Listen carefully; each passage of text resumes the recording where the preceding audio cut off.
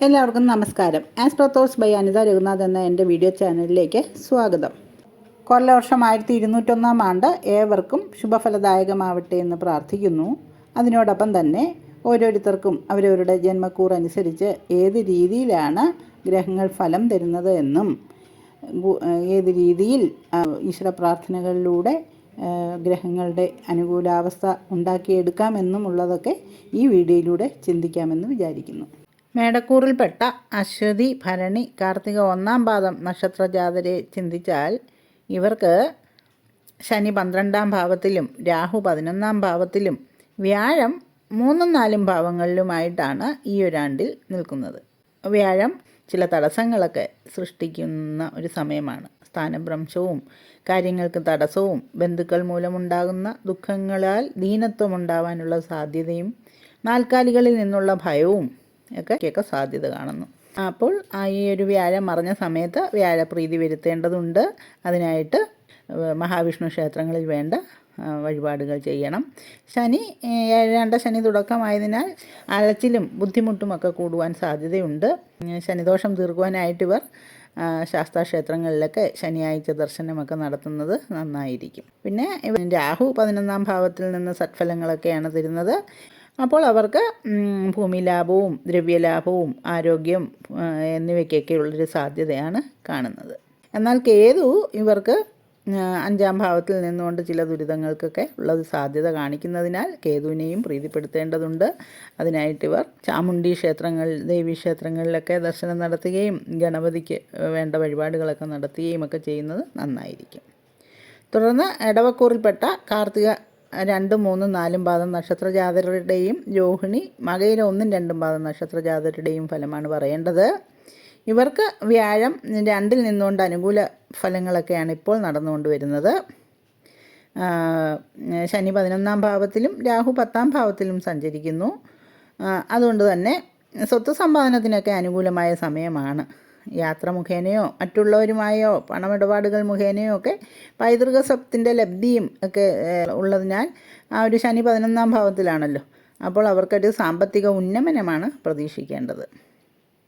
എന്നാൽ തുടർന്ന് ഇവർക്ക് വ്യാഴം 3-ാം ഭാവത്തിലോട്ട് മറയുന്ന ഒരു സന്ദർഭമുണ്ടല്ലോ.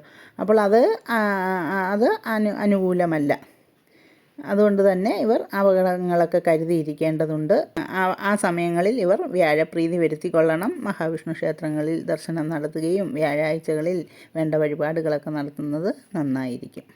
കൂടാതെ ഇവർക്ക് ആ ഒരു രാഹു 10-ാം ഭാവത്തിലും കേതു ഇവർക്ക് 4-ാം ഭാവത്തിലും സ്ഥിതി ചെയ്യുന്നതിനാൽ കേതുവിനെ പ്രീതിപ്പെടുത്തുവാൻ വേണ്ട വഴിപാടുകളൊക്കെ ചെയ്യേണ്ടതുണ്ട്. കേതുവിനെ പ്രീതിപ്പെടുത്തുവാനായിട്ട് ഗണപതി ക്ഷേത്രത്തിലും ചാമുണ്ഡി ക്ഷേത്രങ്ങളിലുമൊക്കെ ദർശനം നടത്തി വേണ്ട വഴിപാടുകൾ ചെയ്യുന്നത് നന്നായിരിക്കും. പിന്നെ മിഥുനക്കൂറിൽപ്പെട്ട മകയിര 3-ഉം 4-ഉം പാദം നക്ഷത്രജാതരുടെയും തിരുവാതിര പുണർദ 1, 2, 3 നക്ഷത്രരുടെ കാര്യങ്ങൾ ചിന്തിച്ചാൽ ഇവർക്ക് വ്യാഴം തുടക്കത്തിൽ വ്യാഴം ഇവരുടെ ജന്മക്കൂറിലാണ് സ്ഥിതി ചെയ്യുന്നത്. ശനി 10-ാം ഭാവത്തിലും രാഹു 9-ാം ഭാവത്തിലും സഞ്ചരിക്കുന്ന കാലമാണ്. ശനി 10-ൽ നിൽക്കുന്നത് ഒരു കണ്ടകശനിയാകയാൽ ശനിയെ പ്രീതിപ്പെടുത്തേണ്ടതുണ്ട്. അവർക്ക് ശാസ്താക്ഷേത്രങ്ങളിൽ വേണ്ട ദർശനമൊക്കെ നടത്തിക്കൊള്ളണം. തൊഴിൽ സംബന്ധമായ ബുദ്ധിമുട്ടുകളൊക്കെ അപ്പോൾ മാറിക്കിട്ടും. അതും കൂടാതെ ഇവർക്ക് വ്യാഴം 2-ാം ഭാവത്തിലോട്ട് വരുന്നതും ഇവർക്ക് അനുകൂലം തന്നെയാണ്. ചില നല്ല ഫലങ്ങളും ഒക്കെ ഉണ്ടാകുന്ന ഒരു സമയമാണ്. ധനസമ്പാദനത്തിനൊക്കെ അവസരം വന്നു ചേരുന്നു. രാഹു 9-ാം ഭാവത്തിൽ നിൽക്കുന്നു. ഇവർക്ക് 3-ൽ കേതുവും നിൽക്കുന്നു. പിന്നെ ഇനി കർക്കിടകക്കൂറിൽപ്പെട്ട പുണർദം 4-ാം പാദം പൂയം ആയില്യം നക്ഷത്രജാതരെ ചിന്തിച്ചാൽ അവർക്ക് തുടക്കം വ്യാഴം 12-ാം ഭാവത്തിൽ നിന്നുകൊണ്ട് അവർക്ക് ചിലവ് അധികരിക്കുന്ന ഒരു സമയമായിരിക്കും ഇപ്പോൾ നടന്നു വരുന്നത്. ശനി 9-ാം ഭാവത്തിലും രാഹു 8-ാം ഭാവത്തിലും സഞ്ചരിക്കുന്ന കാലമാകയാൽ ഇവർക്ക് ആരോഗ്യകരമായ ചില കാര്യങ്ങളൊക്കെ ശ്രദ്ധിക്കേണ്ടതുണ്ട്. എന്നിരുന്നാലും ഇവർക്ക് വ്യാഴം വീണ്ടും അവർക്ക് 1-ാം ഭാവത്തിലോട്ട് വരുന്നു. അവരുടെ ജന്മത്തിൽ വ്യാഴം ഉച്ചസ്ഥനായി വരികയാണല്ലോ. അതിനാൽ തന്നെ ഇവർക്ക് ചില ആനുകൂല്യങ്ങളും ഉദാരമനസ്കതയിലൂടെ ഒരു സൗഭാഗ്യവും സാമൂഹിക വിജയവും ഒക്കെയാണ് ഇവർക്ക് പറയേണ്ടത്. ശാസ്ത്രീയ അഭിരുചിയും വിമർശനാത്മകമായ മനസ്സും അതുപോലെ വിദേശ യാത്രകൾക്കൊക്കെ ഒരു പറ്റിയ സമയമാണ്. എന്നിരുന്നാലും ഈ ഒരു വ്യാഴം 12-ലെ ആ ഒരു സ്ഥിതിയാണല്ലോ ഇവർക്ക് കൂടുതലും അനുഭവപ്പെടുന്നത്. അതുകൊണ്ട് തന്നെ പ്രവൃത്തിക്ക് അംഗീകാരമൊന്നും ലഭിക്കാത്ത ഒരു സമയമായിട്ട് കാണണം. അതുകൊണ്ട് വ്യാഴപ്രീതി വേണം ഇവർ നടത്തേണ്ടത്. പിന്നെ ചിങ്ങക്കൂറിൽപ്പെട്ട മകം, പൂരം, ഉത്രം 1-ാം പാദം നക്ഷത്ര ജാതരെ ചിന്തിച്ചാൽ ഇവർക്ക് 11-ൽ വ്യാഴം വന്നിട്ട് പോലും അതിൻ്റെ വേദസ്ഥാനമായ 8-ൽ ശനി നിൽക്കുന്നതിനാൽ ഇവർക്ക് ആ വ്യാഴം 11-ൽ വന്നതിൻ്റെ ഒരു ഗുണഫലങ്ങൾ അനുഭവയോഗ്യമാകാതെ പോകുന്നു എന്നുള്ളൊരു വിഷമസ്ഥിതിയാണ് ഇവർക്കുള്ളത്. കേതു ജന്മത്തിലും രാഹു 7-ാം ഭാവത്തിലും സഞ്ചരിക്കുന്ന കാലമാകയാൽ ഇവർക്ക് മാന്ത്രിക വിദ്യ, ജാലവിദ്യ എന്നിവയിലൂടെ ഗുണാനുഭവങ്ങൾ പ്രതീക്ഷിക്കണം. ശത്രുക്കളിൽ നിന്ന് പരോക്ഷമായോ സുഹൃത്തുക്കളിലൂടെ സാമൂഹിക സാമ്പത്തിക പുരോഗതിയൊക്കെ കൈവരിക്കും. എന്നിരുന്നാലും ഇവർക്ക് വ്യാഴം വീണ്ടും 12-ാം ഭാവത്തിലോട്ട് വരുന്ന ഒരു സമയം ഇവർക്ക് അനുകൂലമല്ല. അവർക്ക് അപ്പോൾ ചെലവുകളൊക്കെ അധികരിക്കും. വിവാഹത്തിലൂടെയോ പങ്കാളിത്തത്തിലൂടെയോ ഒക്കെ സാമ്പത്തിക നഷ്ടസാധ്യതയാണ് കാണേണ്ടതപ്പോൾ. പിന്നെ വർദ്ധിച്ച യാത്രയും ചെലവുമൊക്കെ ഈ വ്യാഴം 12-ാം ഭാവത്തിൽ വരുന്ന സമയത്ത് അനുഭവിക്കേണ്ടതായിട്ടുണ്ട്. അതിനാൽ തന്നെ ഇവർ വ്യാഴപ്രീതി വരുത്തേണ്ട സമയങ്ങളിൽ അത് വരുത്തിക്കൊള്ളണം. വ്യാഴപ്രീതി വരുത്തുവാനായിട്ട് മഹാവിഷ്ണു ക്ഷേത്രങ്ങളിൽ ദർശനം നടത്തുകയും വ്യാഴാഴ്ചകളിൽ വേണ്ട വഴിപാടുകളൊക്കെ നടത്തുകയും ചെയ്തു കൊള്ളുക. ശനിയുടെ വേദദോഷം മാറ്റുവാൻ ആഞ്ജനേയ സ്വാമിയെയോ ശാസ്താവിനെയോ ഒക്കെ ഭജിച്ചു. കന്നിക്കൂറിൽ പെട്ട ഉത്രം 2, 3, 4 പാദം നക്ഷത്രജാതരും അത്തം, ചിത്തിര 1, 2 പാദം നക്ഷത്രജാതരെ സംബന്ധിച്ചിടത്തോളം ഇവർക്ക് വ്യാഴം 10-ലും ശനി 7-ാം ഭാവത്തിലും രാഹു 6-ാം ഭാവത്തിലും സഞ്ചരിക്കുന്ന കാലമാകയാൽ ചില വ്യാഴം 10-ൽ നിൽക്കുന്നത് കൊണ്ട് സ്ഥാനഭ്രംശവും ധനനഷ്ടവും ഒക്കെയാണ് ആചാര്യൻ പറയുന്നത്. പിന്നെ ഇവർക്ക് 11-ലോട്ട് വ്യാഴം വരുന്നത് ഒരാശ്വാസകരമാണ്. 11-ൽ വ്യാഴം വരുമ്പോൾ ഇവർക്ക് ജീവിത വിജയവും ഉയർന്ന സ്ഥാനലബ്ധിയും സാമൂഹിക അംഗീകാരവും വ്യക്തിവൈശിഷ്ട്യം എന്നിവയൊക്കെ ഉണ്ടാകാനുള്ളൊരു സാധ്യത കാണുന്നു. ശനി 7-ാം ഭാവത്തിൽ നിൽക്കുന്നത് കൊണ്ട് അത് കണ്ടകശനിയാണെന്ന് മനസ്സിലാക്കിക്കൊണ്ട് ശനീശ്വര പ്രീതി വരുത്തുവാനായിട്ട് ശാസ്താക്ഷേത്രങ്ങളിലൊക്കെ ദർശനം നടത്തുകയും ശനീശ്വരൻ്റെ പ്രീതി സമ്പാദിക്കുകയും വേണം. ഈ ശനി 7-ൽ നിൽക്കുന്നത് കൊണ്ട് തന്നെ വിവാഹം അന്വേഷിക്കുന്നവർക്കൊക്കെ ഒരു കാലതാമസത്തിനുള്ളൊരു സാധ്യതയാണ് കാണുന്നത്. വിവാഹത്തിലൂടെയോ പങ്കാളിത്തത്തിലൂടെയോ ഒക്കെ സാമ്പത്തിക നഷ്ടമുണ്ടാകാനുമുള്ളൊരു സാധ്യതയാണ് അപ്പോൾ ഇത് പറയുന്നത്. അതിനാലാണ് ശനിയെ പ്രീതിപ്പെടുത്തേണ്ടത്. എന്നിരുന്നാലും പ്രവർത്തന മണ്ഡലത്തിലൊക്കെ ഒരു വിജയവും ശത്രുനാശഫലവുമൊക്കെ പ്രതീക്ഷിക്കേണ്ടതുണ്ട്. പിന്നെ തുലാക്കൂറിൽപ്പെട്ട ചിത്തിര 3, 4 പാദം നക്ഷത്രജാതരും ചോതി, വിശാഖ 1, 2, 3 നക്ഷത്രജാതരെ ചിന്തിക്കുകയാണെങ്കിൽ ഇവർക്ക് വ്യാഴം 9-ലും ശനി 6-ാം ഭാവത്തിലും രാഹു 5-ാം ഭാവത്തിലും സഞ്ചരിക്കുന്ന കാലമാണ്. അപ്പോൾ തന്നെ പൈതൃക സ്വത്തിനുള്ള ഒരു ആസക്തിയും അത് കിട്ടാനുള്ളൊരു സാധ്യതയും ഒക്കെ പറയണം. വിവാഹത്തിലൂടെയും ഇൻഷുറൻസിലൂടെയും ഒക്കെ സൗഭാഗ്യം തരാനുള്ളൊരു സമയമാണ് ഈ വ്യാഴം 9-ൽ നിൽക്കുന്ന സമയം. എന്നാൽ ഈ വ്യാഴം 10-ലോട്ട് വരുമ്പോൾ തൊഴിൽ സ്ഥാനത്ത് എന്തൊക്കെയോ ചില അസ്വാരസ്യങ്ങളൊക്കെ ഉണ്ടാകാനൊരു സാധ്യത പറയണം. കഫജന്യമായുള്ള അസ്വസ്ഥതകളൊക്കെ ഉണ്ടാകാനുള്ളൊരു സാധ്യത അപ്പോൾ പറയേണ്ടി വരും. തെറ്റിദ്ധാരണകൾ ഒക്കെ ഉണ്ടാവും എന്നുള്ളൊരു ഫലവും പറയേണ്ടി വരും. ഇവരും രാഹുപ്രീതിയും കേതുപ്രീതിയും വരുത്തേണ്ടതുണ്ട്. രാഹു 5-ാം ഭാവത്തിൽ നിൽക്കുന്നത് കൊണ്ട് തന്നെ സന്തതികളിൽ നിന്നുള്ളൊരു വിഷമങ്ങളും ഒക്കെ അതുകൊണ്ട് തന്നെ പ്രതീക്ഷിക്കണം. രാഹുപ്രീതി വരുത്തുവാനായിട്ട് നാഗക്ഷേത്രങ്ങളിൽ വേണം നൂറും പാലും പോലെയുള്ള വഴിപാടുകൾ നടത്തണം. പിന്നീട് വൃശ്ചികക്കൂറിൽപ്പെട്ട വിശാഖം 4-ാം പാദം അനിഴം തൃക്കേട്ട നക്ഷത്രജാതരെ സംബന്ധിച്ചിടത്തോളം ഇവർക്ക് വ്യാഴം 8-ലും ശനി 5-ാം ഭാവത്തിലും രാഹു 4-ാം ഭാവത്തിലും സഞ്ചരിക്കുന്ന ഒരു കാലമാണ് തുടക്കത്തിൽ ഇവർക്ക് അനുഭവപ്പെടുന്നത്. വ്യാഴം 8-ൽ നിൽക്കുന്നത് കൊണ്ട് തന്നെ അത് മറഞ്ഞ വ്യാഴം എന്ന് വേണം പറയാൻ. അത് വളരെ വിഷമങ്ങൾ സൃഷ്ടിക്കുന്നതാണ്.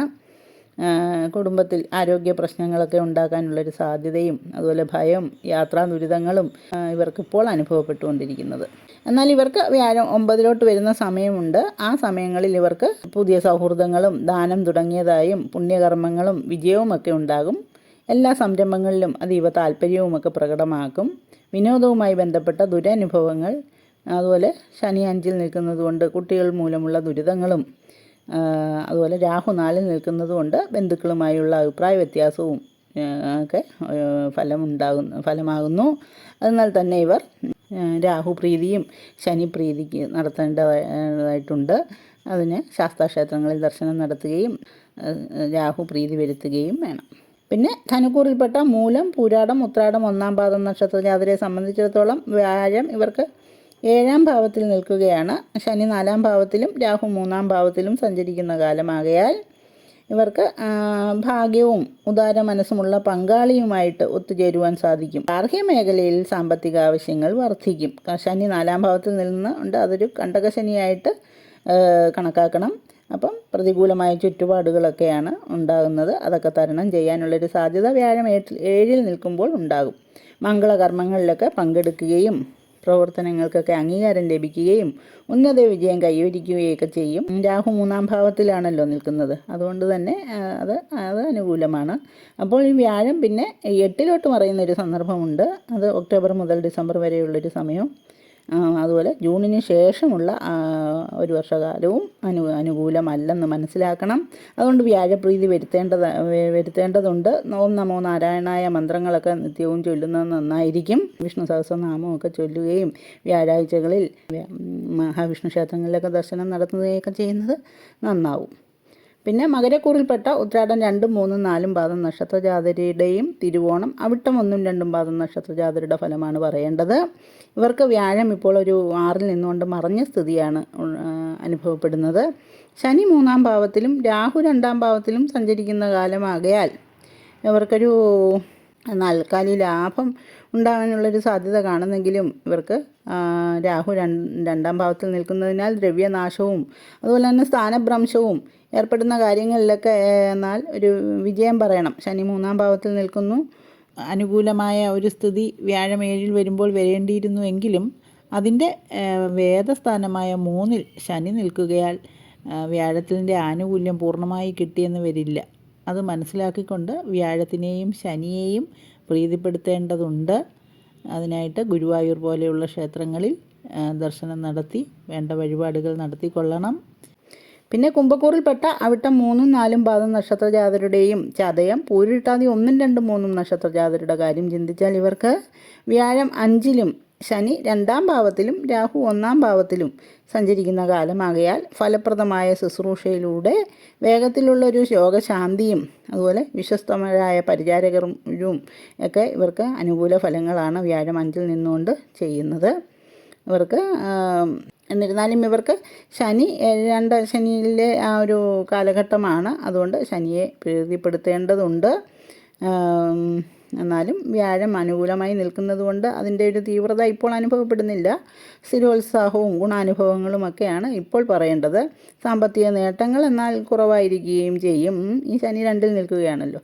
പിന്നെ രാഹു 1ൽ നിൽക്കുന്നു. അതുകൊണ്ട് തന്നെ ചില ആരോഗ്യ പ്രശ്നങ്ങളൊക്കെ കുടുംബത്തിൽ ഉടലെടുക്കാനുള്ളൊരു സാധ്യതയും ശത്രുഭയവും കലഹവുമൊക്കെ ഫലമാകുന്നതാനും. എന്നാലും വ്യാഴം 5ൽ നിൽക്കുന്ന ഒരു ഗുണപ്രദമാണ്. വ്യാഴം 6ലോട്ട് വരുമ്പോഴാണ് ഈ ശനിയുടെയും രാഹുവിൻ്റെയും ഒക്കെ ദോഷങ്ങൾ കൂടുതൽ അധികരിക്കുന്നത്. അതുകൊണ്ട് തന്നെ വ്യാഴപ്രീതി വരുത്തേണ്ടതുണ്ട്. വ്യാഴം 6ൽ പോകുന്ന ഒക്ടോബർ മുതൽ ഡിസംബർ വരെയുള്ള മാസമയങ്ങളിലും പിന്നെയുള്ള 2026 ജൂൺ മുതലുള്ള ഒരു വർഷകാലവും വ്യാഴപ്രീതി വരുത്തേണ്ടതായിട്ടുണ്ട്. അതുകൊണ്ട് തന്നെ അവർ ഓം നമോ നാരായണായ ജപവും വ്യാഴാഴ്ചകളിൽ വിഷ്ണു ക്ഷേത്ര ദർശനവുമൊക്കെ ആ ഒരു വ്യാഴം മറയുന്ന സമയത്ത് ചെയ്തു കൊള്ളണം. ശനി 2 ശനി ആയതുകൊണ്ട് ശാസ്താക്ഷേത്ര ദർശനം നടത്തണം. രാഹുവിനെ പ്രീതിപ്പെടുത്തേണ്ടതായിട്ടുള്ളതിനാൽ നാഗപ്രധാനമായ ക്ഷേത്രങ്ങളിൽ ദർശനം നടത്തുകയും വേണ്ട വഴിപാടുകൾ നടത്തുകയുമൊക്കെ ചെയ്യുന്നത് നന്നായിരിക്കും. പിന്നെ മീനക്കൂറിൽപ്പെട്ട പൂരിട്ടാതി 4ാം പാദവും ഉത്രട്ടാതി രേവതി നക്ഷത്ര ജാതരുടെ കാര്യമാണ് പറയേണ്ടത്. ഇവർക്ക് വ്യാഴം 4ലും ശനി ഇവർക്ക് ജന്മക്കൂറിലും രാഹു 12ാം ഭാവത്തിലും സഞ്ചരിക്കുന്ന കാലമാകയാൽ ഇവർക്ക് കച്ചവടത്തിലൊക്കെ വിജയം പറയാം. സംരംഭങ്ങളിലുമൊക്കെ ഒരു സൗഭാഗ്യമൊക്കെ പ്രതീക്ഷിക്കാം. എന്നാൽ ഫലപ്രദമായ ഇടപാടുകളും വിനോദത്തിലൂടെയും കുട്ടികളിലൂടെയും ഒക്കെ നേട്ടം ഒക്കെ കൈവരിക്കാം. സാമ്പത്തിക വ്യാവസായിക അഭിവൃദ്ധി തരണം ചെയ്യാൻ തടസ്സങ്ങൾ ധാരാളം ഉണ്ടാകും. കാരണം ശനി ഇവർക്ക് 7ാം ശനിയുടെ മധ്യത്തിലാണ്. മാനസിക സംഘർഷങ്ങളൊക്കെ ഉണ്ടാവാനുള്ളൊരു സാധ്യതയുണ്ട്. ചെലവ് വർദ്ധിക്കാനുള്ളൊരു സാധ്യത കാണുന്നു. രാഹു 12ൽ നിന്നുകൊണ്ട് വ്യാഴം 5ൽ വീഴുന്ന ഒക്ടോബർ ടു ഡിസംബർ കാലഘട്ടം ഇവർക്ക് ഇപ്പോൾ ഉള്ള ആ ഒരു ക്ലേശങ്ങളിൽ നിന്നൊക്കെ ഒരു മോചനം ലഭിക്കും. പിന്നീട് ഇവർക്ക് ഇനിയുള്ള ഒരു വർഷകാലം ഇവർക്ക് അനുകൂലം തന്നെയാണ്. ജൂൺ 2026 ജൂൺ മുതൽ അത് മനസ്സിലാക്കിക്കൊണ്ട് ഇപ്പോഴുള്ള തടസ്സങ്ങളൊക്കെ മാറിക്കിട്ടുവാനായിട്ട് മഹാവിഷ്ണു ക്ഷേത്രങ്ങളിൽ ദർശനം നടത്തുകയും ശനീശ്വര പ്രീതിക്കായിട്ട് ശാസ്താക്ഷേത്രങ്ങളിലോ ഹനുമാൻ ക്ഷേത്രങ്ങളിലോ ഒക്കെ ദർശനം നടത്തുകയും വേണം. പ്രധാനമായും വർഷഫലം പറയുമ്പോൾ മനുഷ്യജീവിതത്തിൽ സാരമായി ബാധിക്കുന്ന ശനീശ്വരൻ്റെയും വ്യാഴത്തിൻ്റെയും രാഹുകേതുക്കളുടെയും ചാരവശാലുള്ള ഫലമാണ് കൂടുതൽ ചിന്തിച്ച് പറയാറുള്ളത്. എന്തെന്നാൽ ഈ ഒരു ഗ്രഹങ്ങൾ രാശിയിൽ കുറച്ച് കൂടുതൽ കാലം നിന്നുകൊണ്ടാണ് മനുഷ്യജീവിതത്തെ സ്വാധീനിക്കുന്നത്. മറ്റു ഗ്രഹങ്ങളുടെ സ്വാധീനവും വളരെ പ്രാധാന്യമുള്ളത് തന്നെയാണ്. അത് കുറച്ച് മാസങ്ങളിലും ദിവസങ്ങളിലുമൊക്കെയാണ് ഓരോ രാശിയിലും നിന്ന് മനുഷ്യനെ സ്വാധീനിക്കുന്നത്.